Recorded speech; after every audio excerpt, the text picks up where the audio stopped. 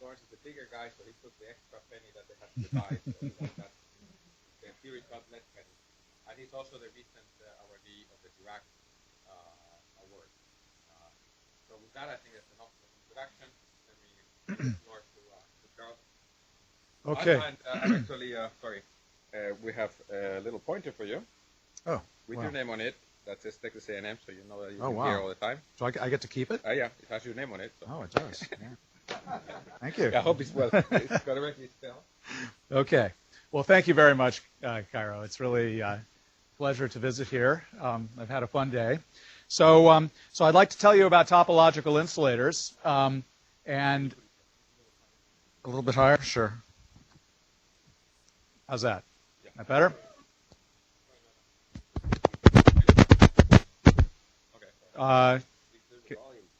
Okay.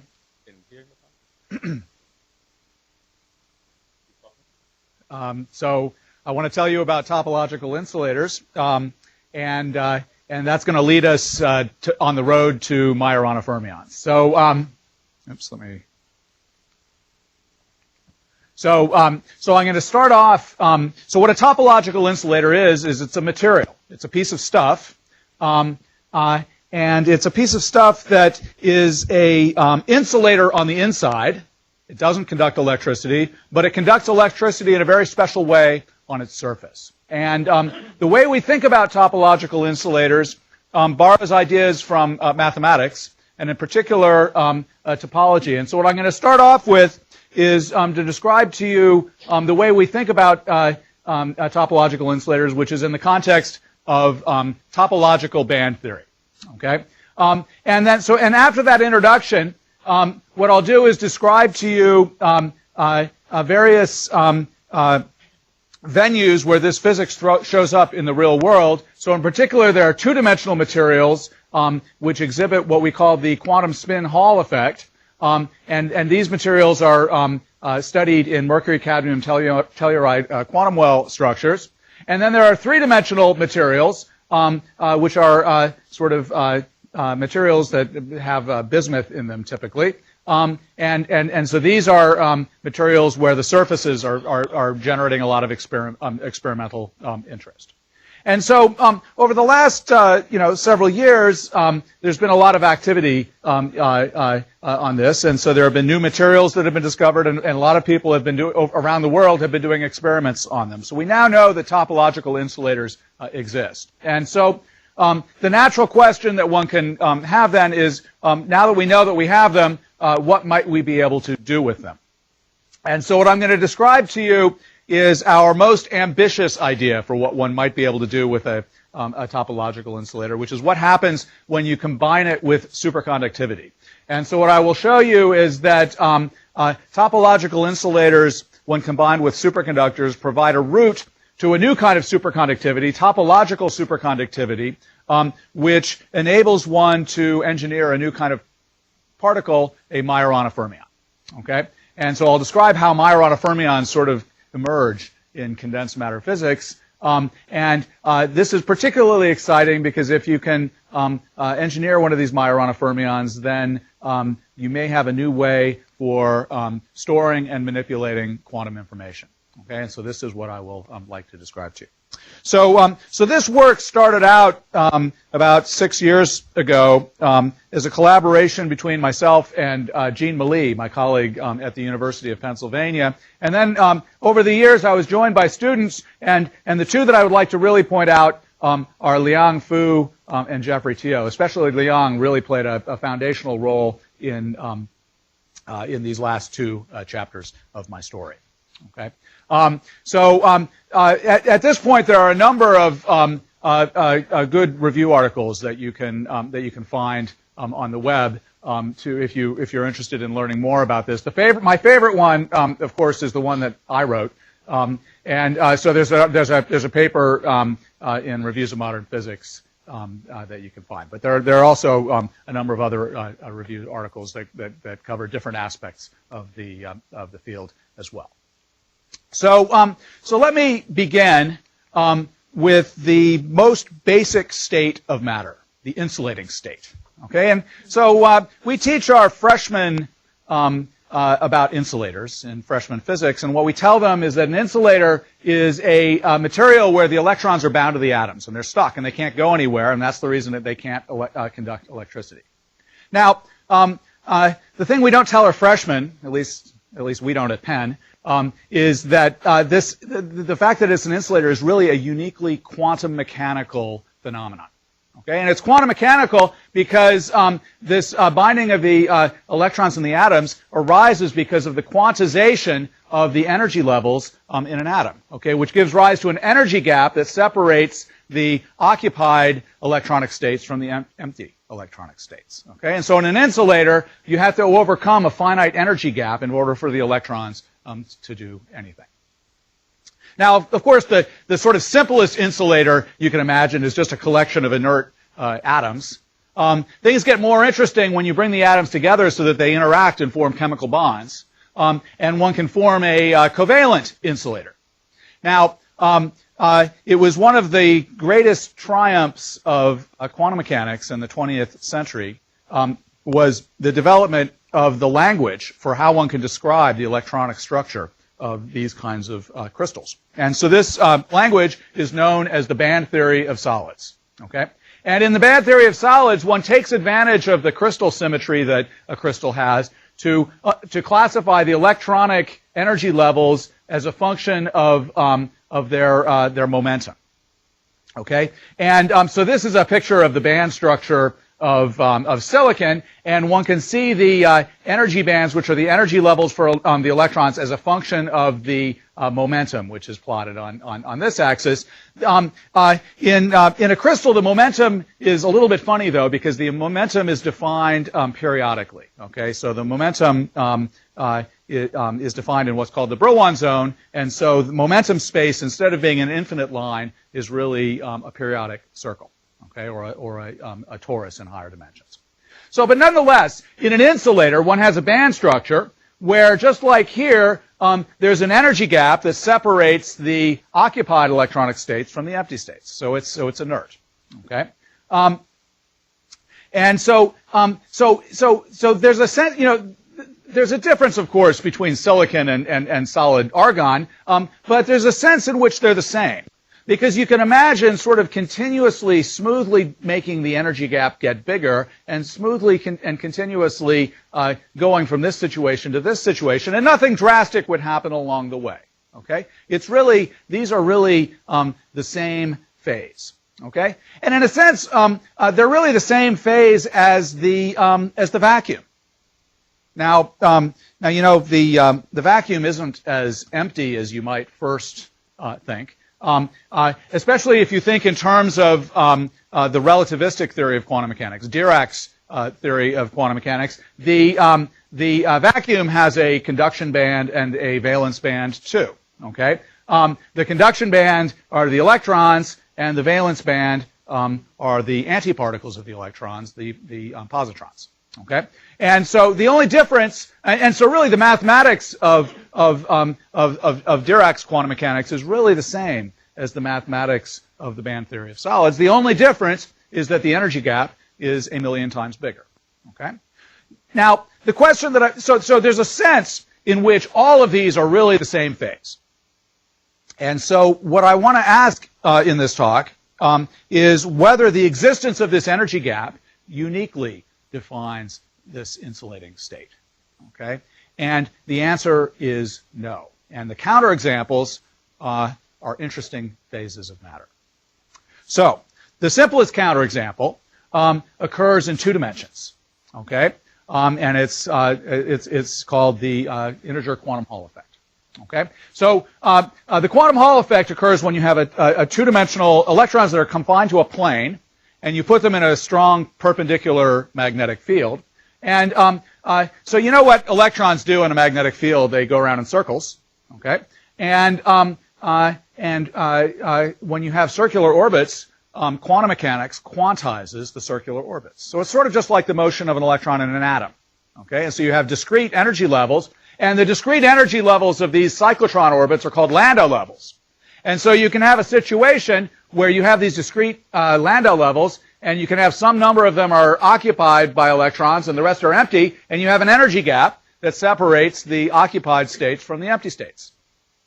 So it's just like an insulator. Okay? But it's not an insulator because you know what happens to cyclotron orbits if you apply an electric field in the plane?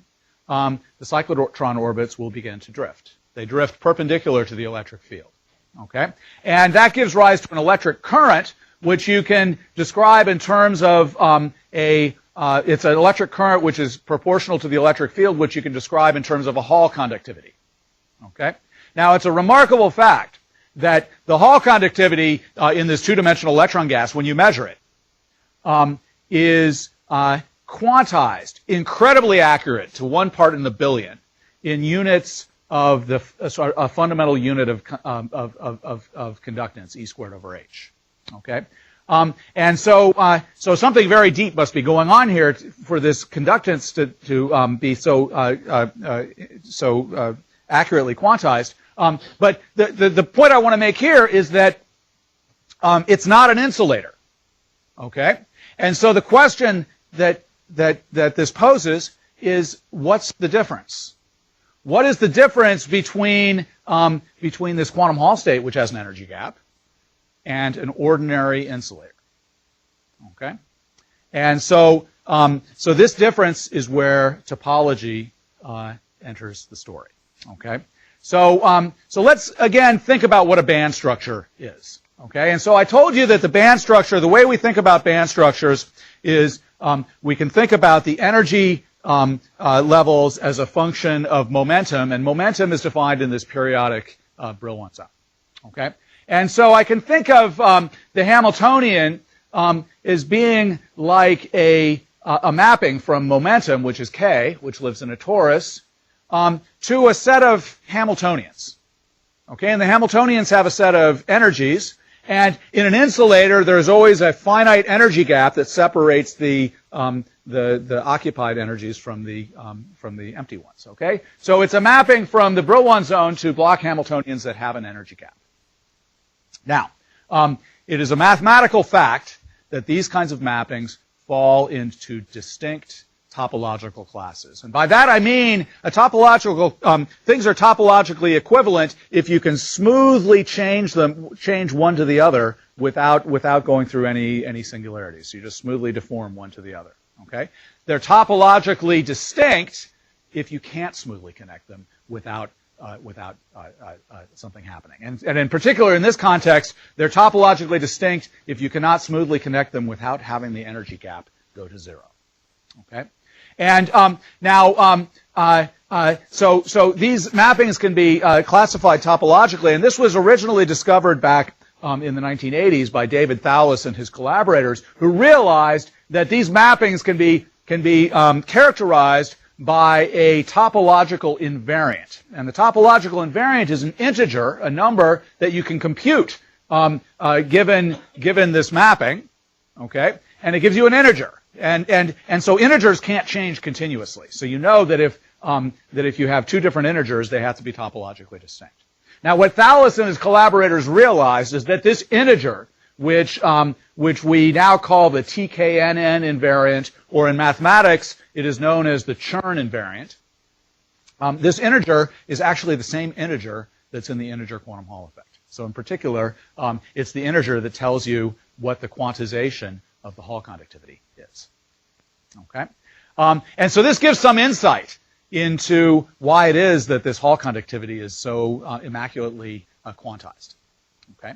Now, I don't want to go into the mathematics of this topological invariant, but in order to give you a little bit of a feeling for what a topological invariant is, let me think about a simpler situation, which is, rather than thinking about these abstract mappings from a torus into the block Hamiltonians, let's think about simpler mappings from 2 dimensions into 3 dimensions.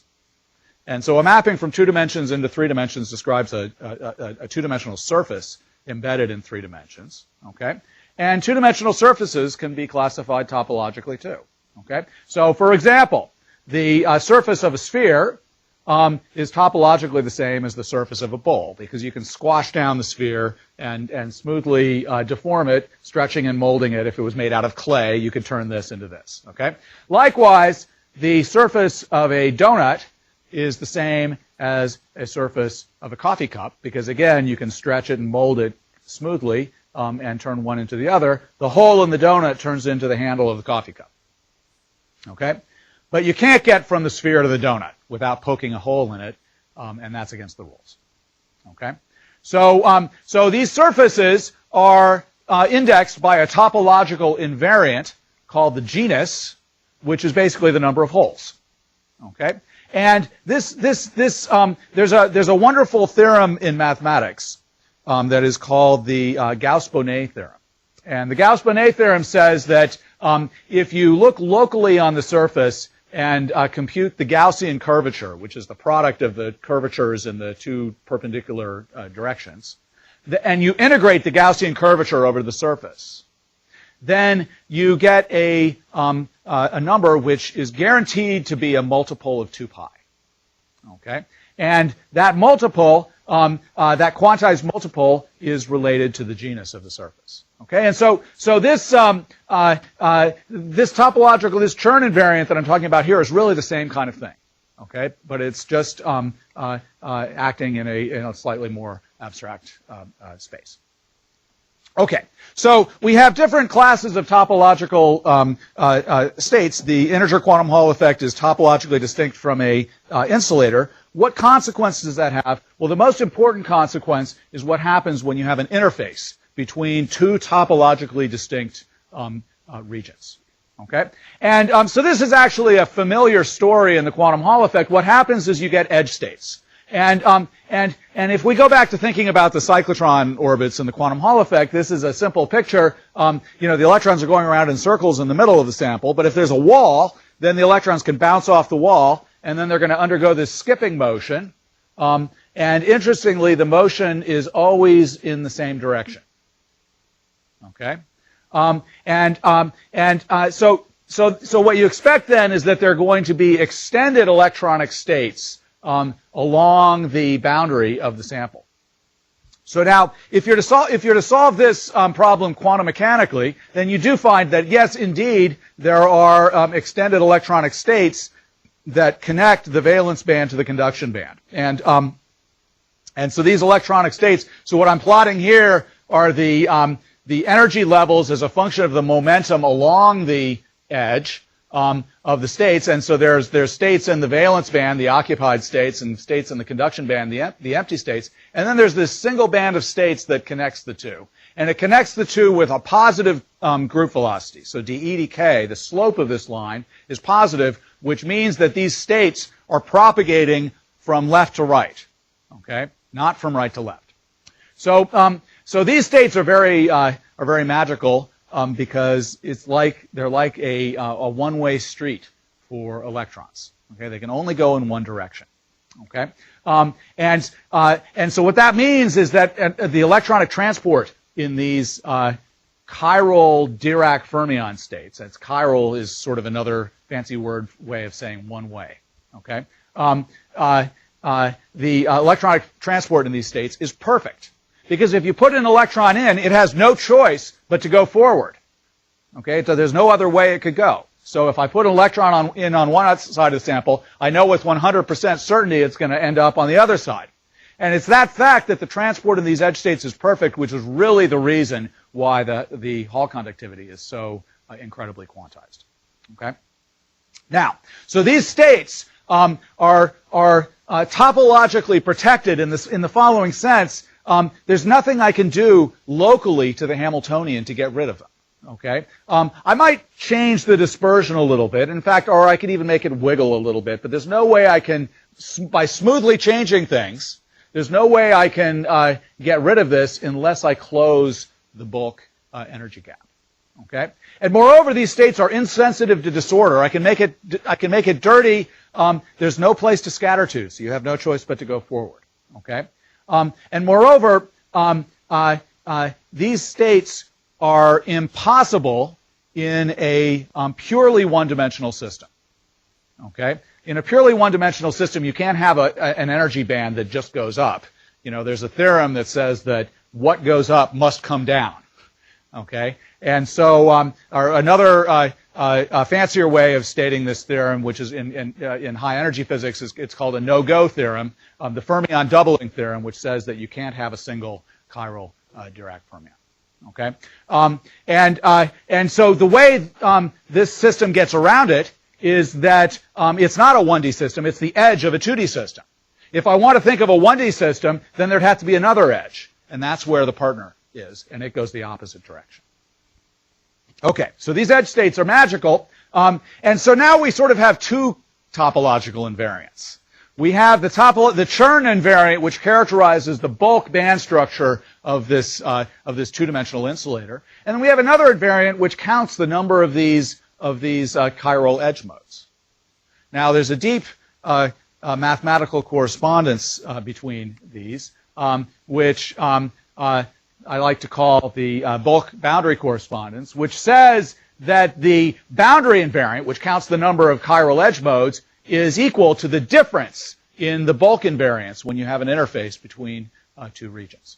Okay, and so this theorem, can be understood on many levels of sophistication. Okay, and so on the highest level, I think one can interpret this as an example of the Atiyah-Singer index theorem, which is a very deep idea in mathematics. But for my taste, I like to think of it in terms of simpler examples. And there's a very beautiful and simple example where you can work out and see this correspondence in complete detail. And for the students in the audience, this is a wonderful calculation to do, which when you get it is very satisfying. So the idea is to imagine to basically have a two-level system where you have one state for the conduction band and one state for the valence band. So you have a 2x2 Hamiltonian, which can be written as a Dirac Hamiltonian with a spatially varying mass. Okay. And so this will have a sort of a relativistic dispersion. But the interesting thing is to ask what happens if the mass has an interface where it changes sign, going from positive to negative. Okay, and so of course you can't go from a positive mass to a negative mass without having the mass go through zero. Okay, and so the positive and negative mass states are topologically distinct. Okay, and so what you can show is you can show that on this interface where the mass changes sign, there is necessarily an eigenstate of the Hamiltonian with exactly zero energy. Okay, and so this zero mode is an example of this bulk boundary correspondence. And if you apply that to this two-dimensional interface, then what you discover is there will be this zero mode turns into a chiral Dirac fermion mode that goes through zero. Okay, and so this physics has been discovered and rediscovered many times over the years. I think it was first discovered by the field theorists. Jakiv and Rebbe were interested in sort of one-dimensional field theories. And then later it was realized that this is the same as the Su-Schrieffer-Heeger model, which is a model for a one-dimensional conducting polymer, polyacetylene. Okay, and then there are many other contexts where this kind of thing has shown up. Okay, now one thing that you can see from this though is that in order to have this sort of topological state, the non-trivial topological state, the electrons on the edge have to know which way to go. Okay, which means that if you were to run the picture in reverse, okay, so then it would change. So these states have to be have to break the symmetry under reversal of time. Okay, and so now time reversal symmetry is going to play a key role in what I have to say. So let me just digress for a minute about time reversal symmetry. So again, time reversal symmetry has to do with what you see when you run a motion picture backwards. Okay, does what you see obey the laws of physics or not? Okay, so now a magnetic field under time reversal changes sign because you know that magnetic fields are created by electric currents, and electric currents will go the opposite direction when you run the film in reverse. Okay, so a magnetic field is odd. Similarly, the chiral edge states switch under time reversal. Okay. Another thing, another uniquely quantum mechanical thing, which is interesting to think about time reversal, is spin. So you know, electrons are like little bar magnets. They have intrinsic angular momentum, and angular momentum is also odd under time reversal, which means that the spin flips under time reversal. Now, of course, spin is a magical thing. Electrons have spin 1/2, so if you think quantum mechanically, an upspin electron under time reversal goes into a downspin electron. But for spin 1/2 electrons, there's this magical minus sign that occurs. Okay, and I teach quantum mechanics sometimes to the graduate students, and I always tell them that this minus sign is my favorite minus sign in physics. This minus sign has deep consequences. So if you think about doing time reversal twice, okay, then both of them get the minus sign. So time reversal squares to -1. Okay, this has a deceptively simple consequence known as Kramer's theorem. And what Kramer's theorem says is that if you have spin 1/2 particles with time reversal symmetry, all states are at least twofold degenerate, which means that every state has a partner at exactly the same energy. Now, if there's no interaction between the spin degree of freedom and the rest of the degrees of freedom, this is a trivial statement. That just says that every electronic state can either have an upspin electron or a downspin electron, and those two states will have the same energy. Okay? But if there's a spin-orbit interaction, an interaction between the spin degree of freedom and the other degrees of freedom, then Kramer's theorem becomes very deep and powerful. And it really is at the root of what I'm going to tell you about topological insulators. Okay. So now, so I said that the integer quantum Hall state requires broken time reversal symmetry. Okay, and you know, for 20 years, it was believed that that was the only way that you could get a topologically non-trivial state. You had to use a magnetic field, and the quantum Hall state was the only one. Okay. What I'd now like to ask is whether there are topological phases with unbroken time reversal symmetry. Okay, and spin and Kramer's theorem are going to play a key role. So the simplest way to see that you can get something interesting is to imagine what would happen if you just have two copies of the integer quantum Hall state.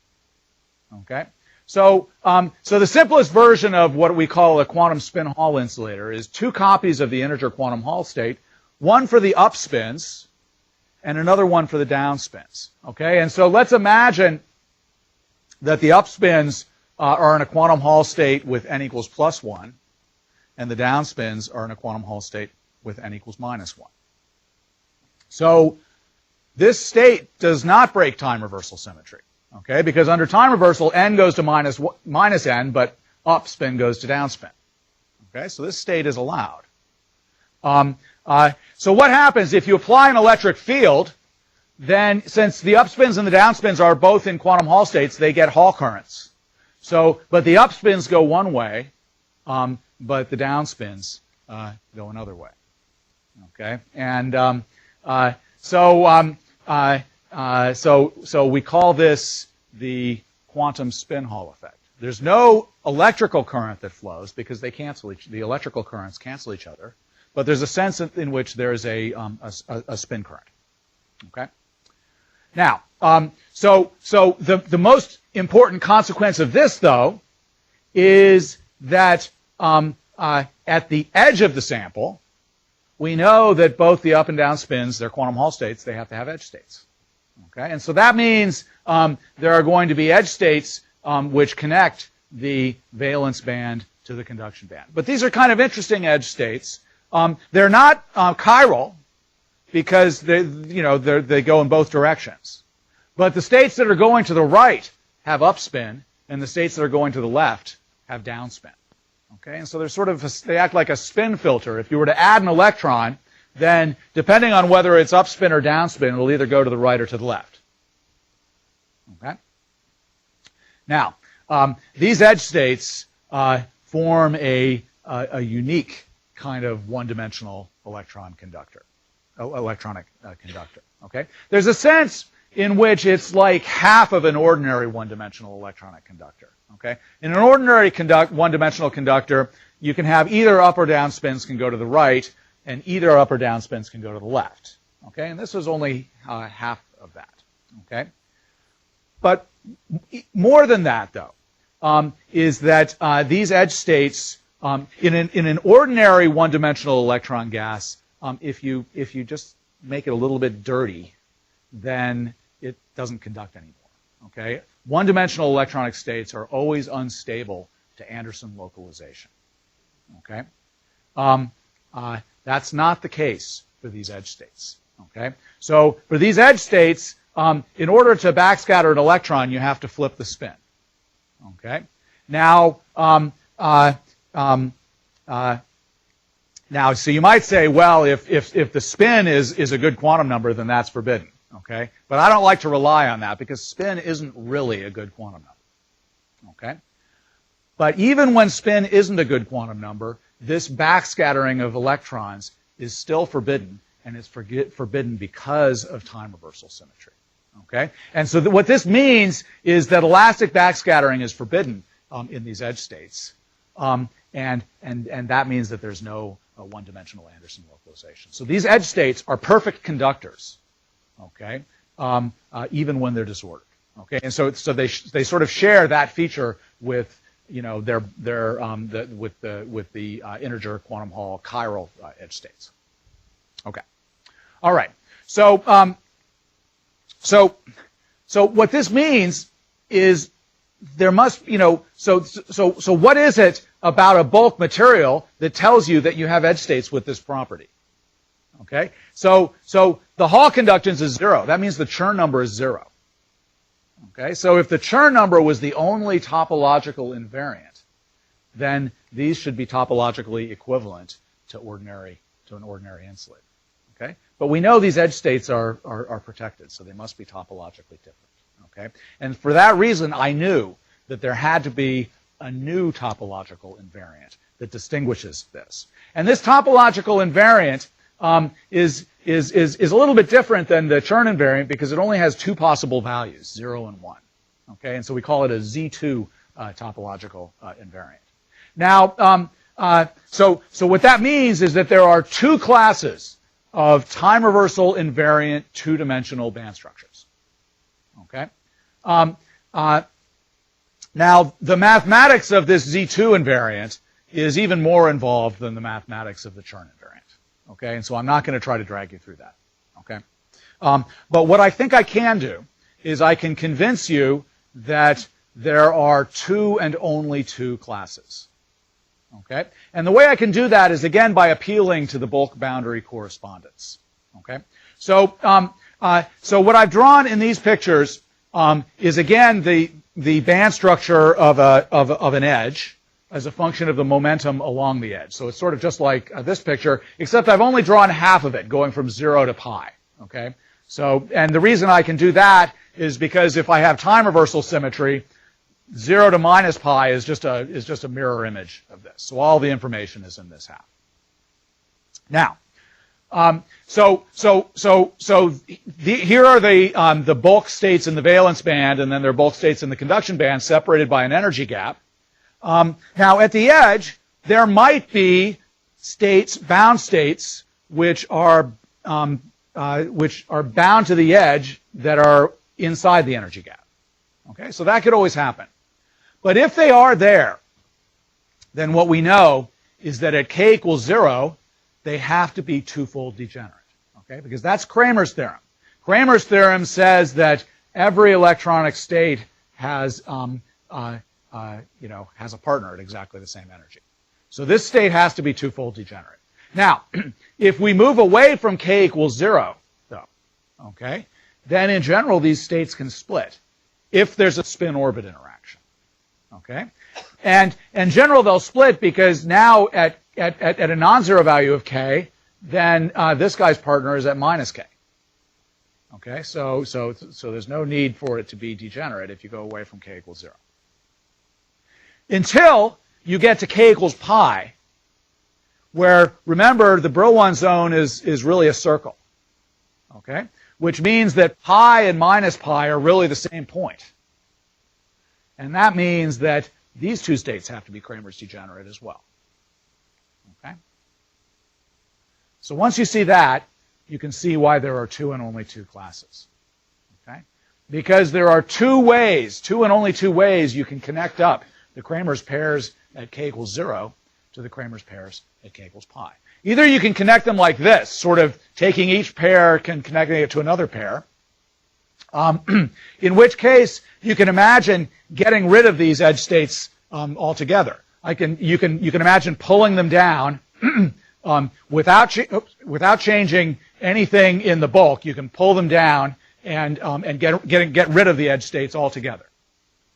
If you think about filling these states up to a Fermi energy, the Fermi energy has to intersect these edge state bands an even number of times in between 0 and pi. Okay? But that even number might be 0. So in this situation, you might have edge states, but you don't have to. On the other hand, there's another way of connecting the Kramer's pairs, which is to sort of have them switch partners. Okay? And if they switch partners, then the edge states have to zigzag up, connecting the valence band to the conduction band, and there's no way you can get rid of them as long as you keep time reversal symmetry, which sticks them together at 0 and pi. Okay? So in this situation, you're guaranteed to have an odd number of crossings between 0 and pi. And that odd number cannot be equal to 0. It could be equal to 1 or 5. Sorry, question?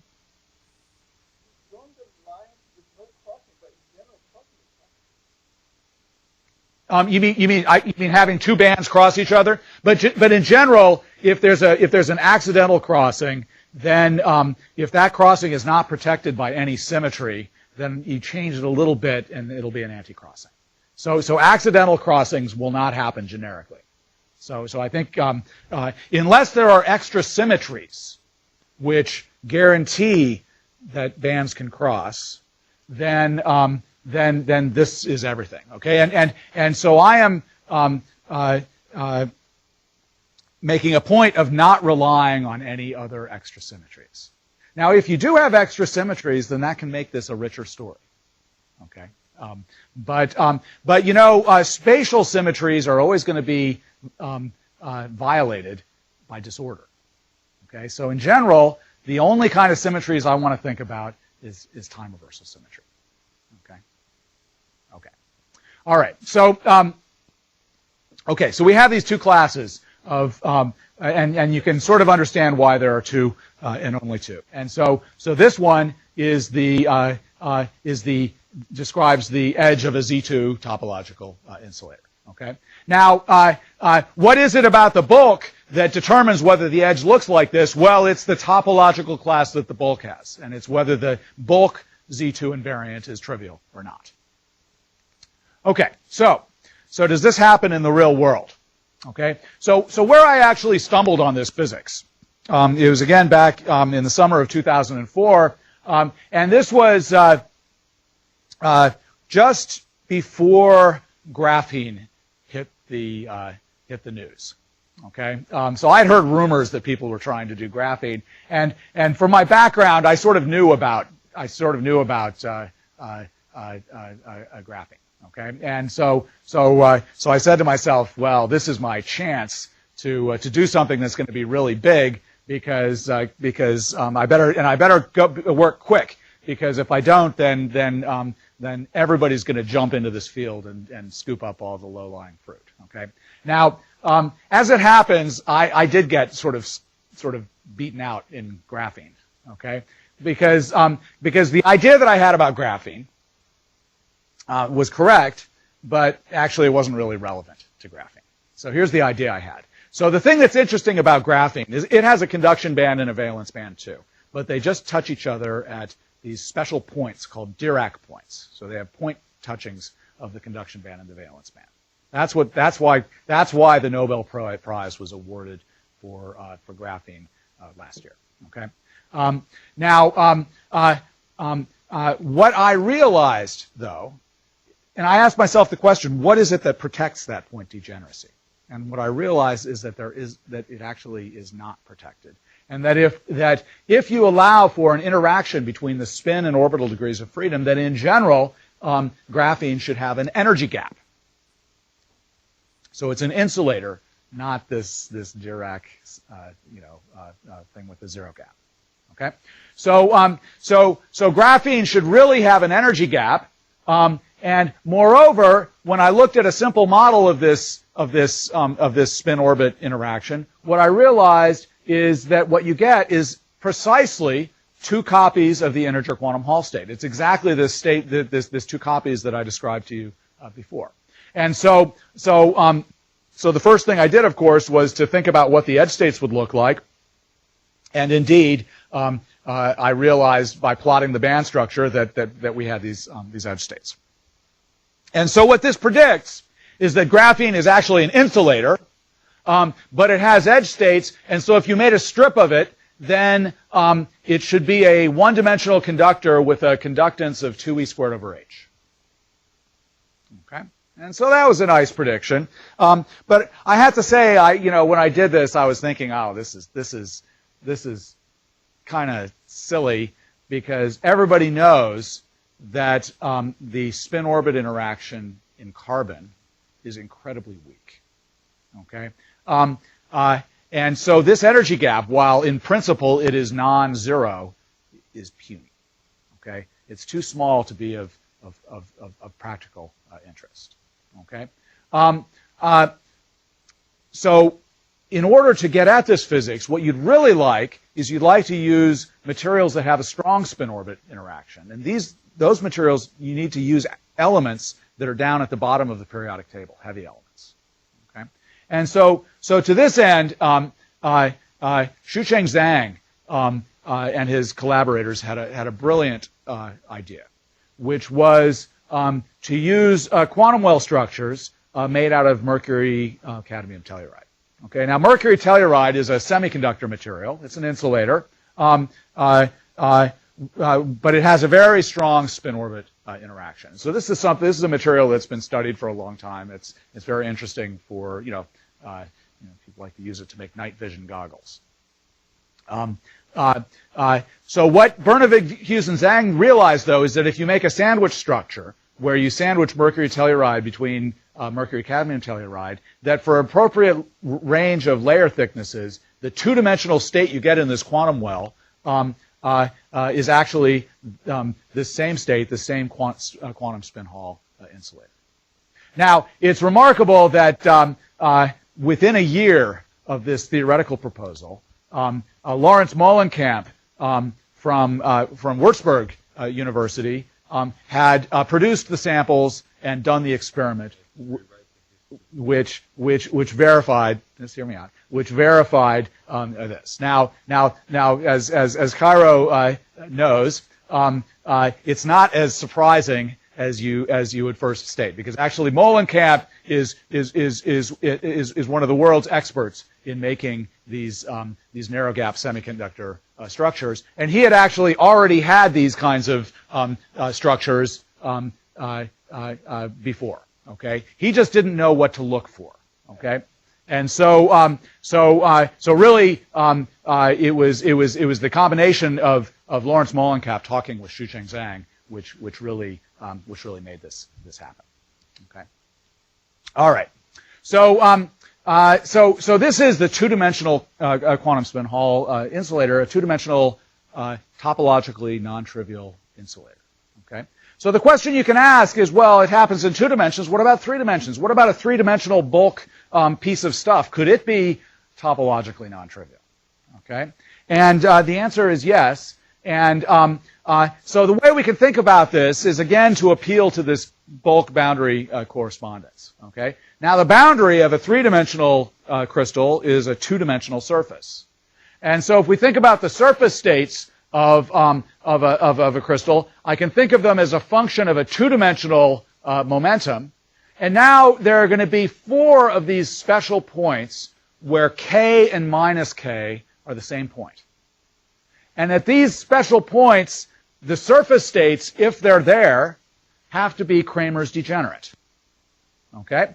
But if I move away in any direction, then the spin-orbit interaction will lift the degeneracy. So these special points are really Dirac points. They look just like the structure that you would have in graphene. Okay? And the electronic structure near these points is described by a Dirac equation, a massless Dirac equation. So that says that when you have a spin-orbit interaction, there are lots of Dirac points. The interesting thing, though, is how those Dirac points are connected to one another. Okay? They can either be connected like this, in which case you can imagine just getting rid of them, but they might be connected like this, in which case you can't get rid of them. Okay? And so the three-dimensional topological insulators are a little bit richer than the two-dimensional ones because there are all these different combinations of these points which could either look like this or like this. And so it turns out that there are a set of 4 topological invariants, 4 Z2 topological invariants that classify three-dimensional insulating band structures. Okay? Now, there's one of them that I want to focus on, though, and it's really the most important one, and it distinguishes what we call a strong topological insulator from an ordinary insulator. And in a strong topological insulator, what you have is a Fermi surface which encloses a single one of these Dirac points. Okay? And so this is a very special situation. Okay? And so what it's sort of like graphene. Okay? Where you have this electronic structure with this Dirac point, but it's different than graphene in that graphene actually has 4 Dirac points. Okay? Because there's up and down spin, and then there's also a valley degeneracy. Okay? So there are 4 Dirac points. This is just 1. Okay? And so this, having 1 makes it fundamentally different. And like the edge states in the quantum spin Hall, the two-dimensional quantum spin Hall insulator, these states are topologically protected. If you make them disordered, it is impossible to localize them. Okay? And so these states are something which is again very special and shares some of the sort of topological protection that the chiral edge states of the integer quantum Hall effect have. Okay, and they're described by a massless two-dimensional Dirac Hamiltonian. Okay. So one can ask whether these exist in the physical world, and so our first idea was to use a material, an alloy of bismuth and antimony, and so what we were able to do was to by analyzing the electronic structure of bismuth and antimony, we were able to deduce that this alloy must be a topological insulator. Okay, and so what that predicts is that there should be surface states. And so shortly after we made this prediction, Zahid Hassan from Princeton University studied these bismuth antimony surfaces using angle-resolved photoemission spectroscopy. And angle-resolved photoemission spectroscopy is the perfect tool to study these edge states, these surface states. And so this is his data, which you can sort of read as the energy as a function of momentum for the occupied surface states. And so you have there these bands. And the prediction was that between k equals 0 and, the k equals pi, essentially, there should be an odd number of these surface bands should intersect the Fermi energy. Okay, and so what you can see is that there's 2 here, 3, 4, 5. And so 5 is odd, and so the oddness of that number 5 was the evidence that this was the first three-dimensional topological insulator to be discovered. Okay, now this surface state structure is a little bit complicated. Okay, 5 is not the nicest odd number. Okay, the nicest odd number is 1. And what that means is that these surface states were more complicated than they had to be. Okay? Now, there's nothing that says it has to be simple. The topological prediction is just that it's odd. Okay? But it would be nice to have a material which is as simple as it could be. Okay? And so a few years later, it was realized that there's another material which is very nice, bismuth selenide, which has surface states with textbook Dirac electronic structure, which looks like just a single Dirac cone. And moreover, this the energy gap in the bulk energy gap in bismuth selenide is actually relatively large. It's still a narrow gap semiconductor, but it has an energy gap which is much larger than room temperature. Okay, and so the discovery of bismuth selenide is really that is when the world began to take notice of this field, and people around the world have been doing starting experimental programs to study various aspects of this material. So now how am I doing? Do I have five? Okay, so let me, in the end, I want to tell you a little bit about Myoronofermions. Okay, so in order to do that, I want to just briefly tell you a little bit about topological superconductivity. Okay, now I don't have time to give you a complete course on the theory of superconductivity, so this is going to be a little bit brief. But let me tell you about the key ingredients of the theory of superconductivity, because there's a sense in which a superconductor is sort of just like an insulator. It has an energy gap, okay?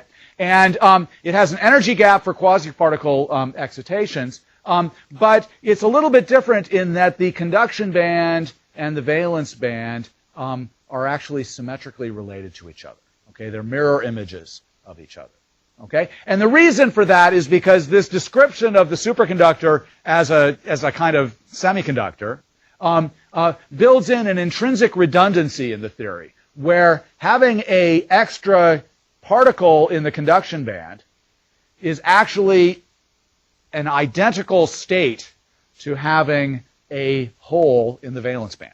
Okay? And so what that means is that creating an electron in the conduction band is exactly the same operator as annihilating an electron in the valence band. Okay? And this redundancy sort of plays a fundamental role in the theory of superconductivity. Now you can ask the question, but given that, then superconductors have a band structure just the same way that an insulator has a band structure. So you can ask yourself, well, are there topological band structures for superconductors?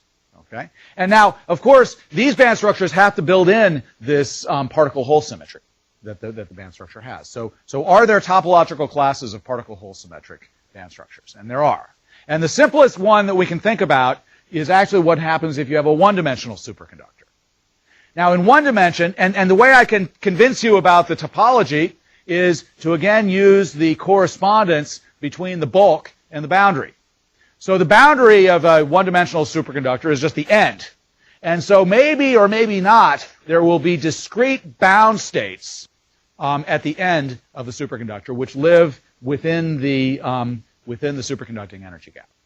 Okay?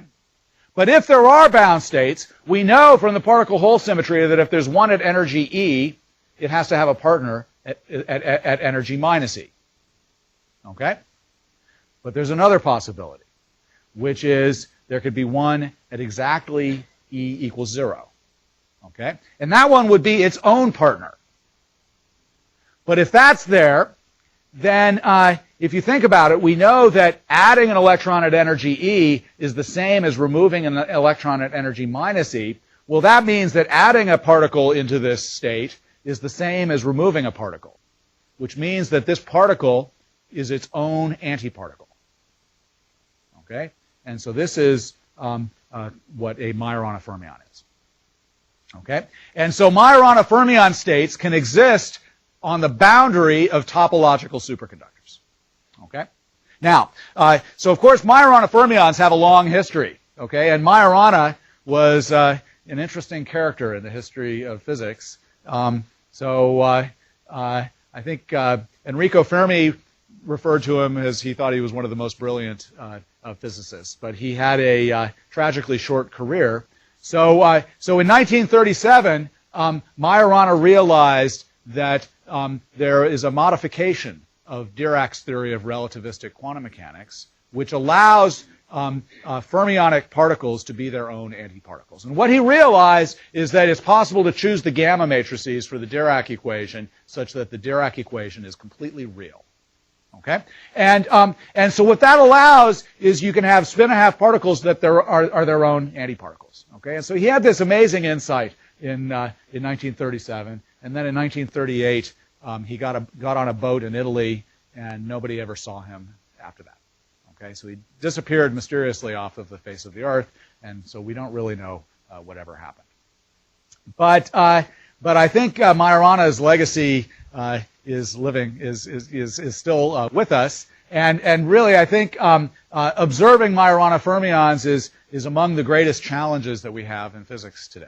Okay, and this is across disciplines. So fundamental particles can be Majoranofermions. Okay, and there's a big question as to whether a neutrino is a Majoranofermion, and if it is a Majoranofermion, then it would allow certain double beta decay processes that don't emit neutrinos, where the neutrinos annihilate each other. Okay, and so there are experiments going on trying to determine whether or not neutrinos are Majoranofermions. Now, in condensed matter physics, the Majoranofermions emerge because in a superconductor, two quasiparticles can disappear and turn into a Cooper pair. Okay, so in condensed matter physics, what we see is that topologically protected massless Majoranofermion modes can arise as quasiparticle excitations in topological phases of matter. Now, so this actually was first pointed out in the fractional quantum Hall effect. There's a state in the fractional quantum Hall effect where these kinds of quasiparticles can appear, but it also arises in topological superconductors. Now, the reason that we're all so excited about this is that you can use Majoranofermions to store quantum information. And the idea is the following, that an isolated Majoranofermion is sort of like half of a state. If you have two of them, which are separated from each other, they define a single fermionic state. And a single fermionic state has two levels. Either the state can be occupied or empty by a fermion. Okay?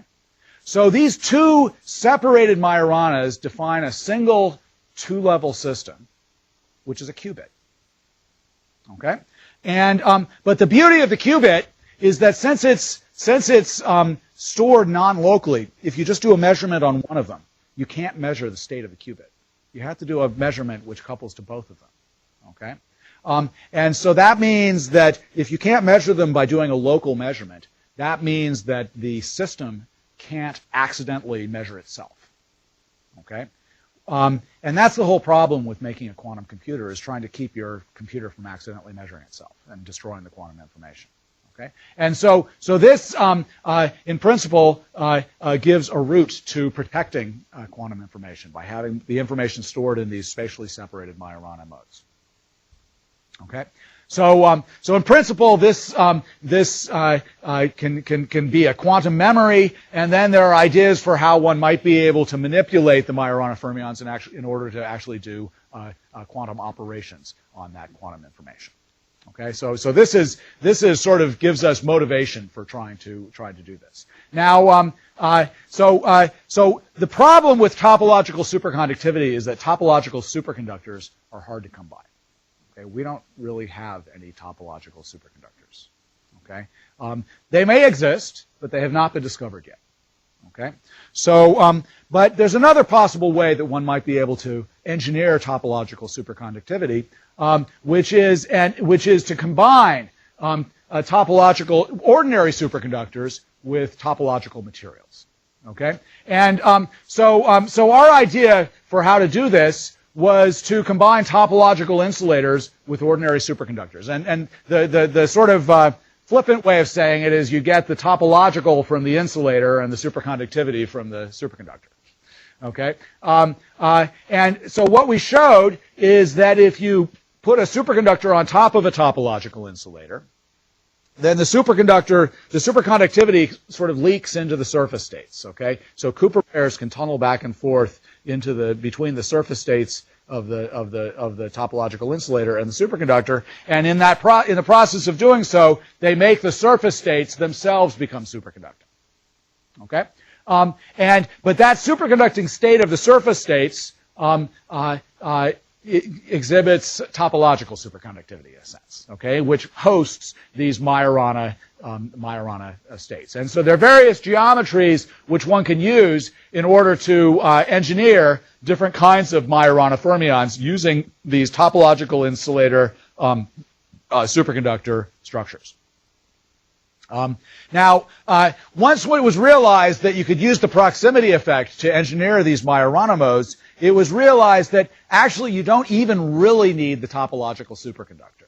Okay, so there are other ways you can do it using instead of topological insulators, using other semiconductors that have strong spin orbit interactions. Okay, it's a little bit, you have to be a little bit more careful doing it without the topological insulator, but it's possible. And in particular, there's a very nice proposal that one can use a semiconductor, one-dimensional semiconductor nanowires. You put them in a perpendicular magnetic field, and the prediction is that there should be these Majorana end states. Okay, and so in a sense, what you're doing when you're putting on this magnetic field is you're making a one-dimensional topological superconductor that has these end states.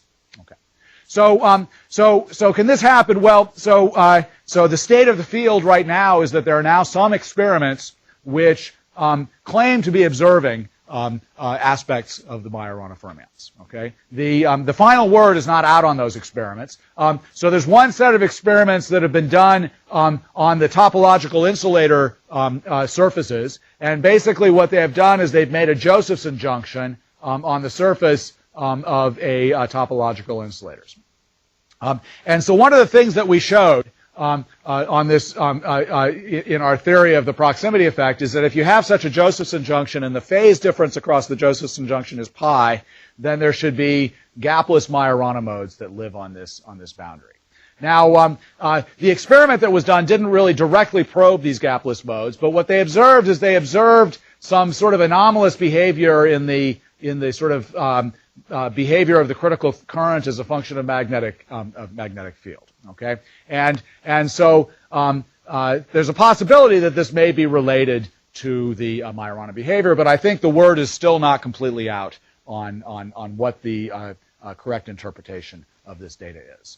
Another exciting development has been the study of the one-dimensional semiconductors with the superconductors. Okay, so these actually this is it's an indium arsenide a wire, and so a group at Delft University, led by Leo Kouwenhoven, has constructed these devices and then tunneled into the ends, and they see a peak at zero energy in the tunneling characteristics, which they interpret as evidence for this Majorana zero mode.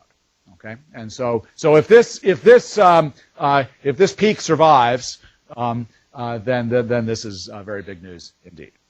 Okay, so I think with that I will conclude. And so the main punchline is that we have a new electronic state of matter that has been predicted and observed, and so now the challenge is to figure out interesting, exciting things to do with it. So with that, thank you very much.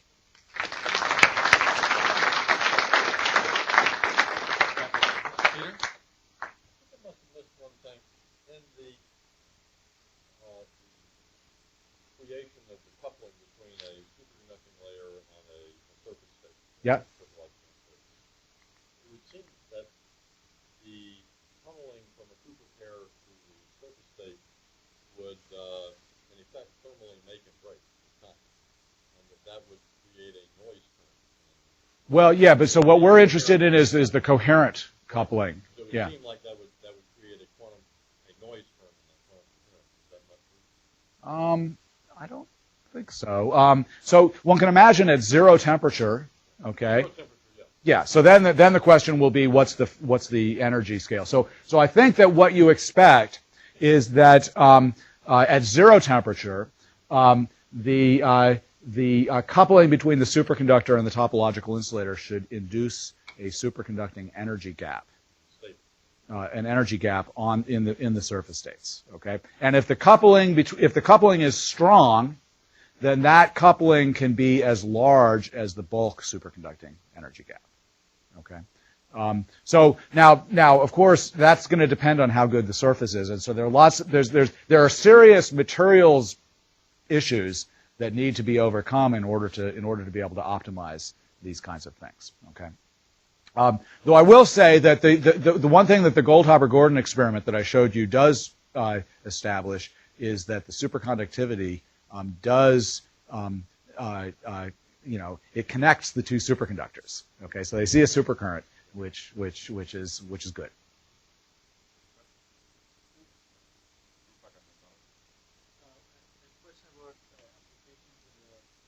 Topological insulators that you spoke about, no scattering of the electrons. Yeah. Surface. What can you apply to the So one of the things that one might be able to do with topological insulators is to engineer these perfectly transmitting edge states. Okay, and so if you can do that, then you have a way of transmitting currents without any dissipation. Okay, and so that's so maybe one could use that for some sort of classical information, or maybe one could use one problem with making your computer smaller and smaller is things heat up. Okay, and so it may be possible to overcome some of these heating issues. Though one has to be, in all honesty, it's not that there's never any dissipation. The dissipation always happens at the contacts. Okay, but in principle, it could go a very long way without dissipation. So that's one possibility. What is the statistics of this Myoronofermion in one dimension? I'm sorry, excuse me? What is the statistics of Myoronofermion in one dimension? Is it a question about their permutation? Well, they're fermions. They are fermions. Yes. Then may I ask you what you thought that two Majoranas are equivalent to one? Yes. Fermion. Yes. Well, so Dirac fermions also. Yeah. So the way it is so if I have a Dirac fermion, I can have a creation and an annihilation operators. Okay. So I have C and C dagger, and which are Hermitian conjugates of each other. Okay. So C can be written as gamma 1 plus I gamma 2. So I can think of the Myoronofermions are the real and imaginary parts of the Dirac fermion operators. Not product, but Right. Yeah. In general, in this one-dimensional situation, I cannot imagine how it can be. I can understand in 2 dimensions, in 3 dimensions, but how can be permuted in one dimension? Oh, well, okay. That's interesting. So you can do it. Okay. But you have to step out of one dimension, but only a little bit. So what you can do is you can have a one-dimensional system like this and put a little junction on it. Okay? So then if I have two, let's see if I can do this. If I have two Myoronofermions and I want to exchange them, then what I can do is I can take this one up here, this one over here, and then this one back here, and then this one back. It's not completely one-dimensional. No, it isn't. It isn't. It isn't, but it's made out of one-dimensional building blocks. And the one-dimensional building blocks could be made out of these semiconductor quantum wires. Okay. Yeah.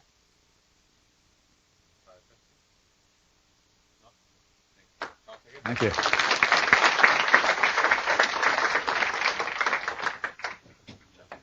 Don't forget your laser.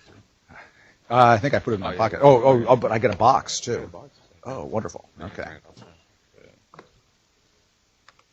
Yes, that's right. I've been burned by this before.